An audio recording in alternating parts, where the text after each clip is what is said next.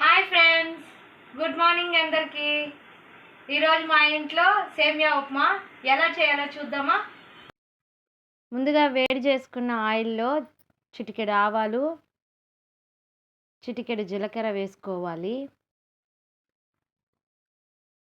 పచ్చిమిర్చి ఒక 5-6 పచ్చిమిర్చి వేసుకోవాలి. వాటిని వేగనివ్వాలి. తరువాత బాగా వేగనిచ్చిన తర్వాత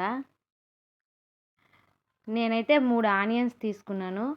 సన్నగా కట్ చేసుకొని వేసుకున్నాను. వాటిని బాగా వేగనిచ్చి ఆనియన్స్ కొంచెం బ్రౌన్గా వచ్చాక ఒక 2 టమోటాలు తీసుకున్నాను. ఆ 2 టమోటాలను వేసి మంచిగా వేగనివ్వాలి.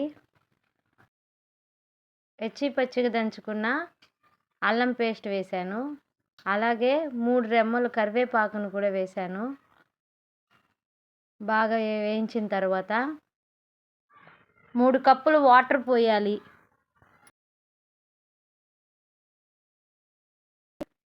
బాగా బాయిల్ అయిన 3 కప్పుల వాటర్కి అదే కప్పుతో 2 కప్పులు సేమియా వేయాలి.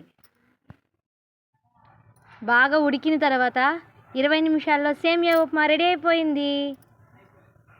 అంతే, సేమియా ఉప్మా రెడీ.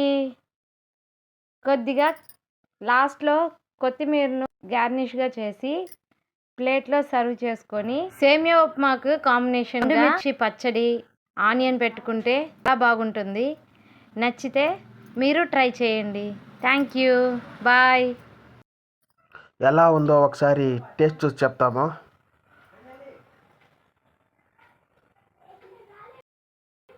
సూపర్. మీరు ఒకసారి ట్రై చేయండి. Okay, bye. మళ్ళీ ఇంకో వీడియో కలుద్దాం.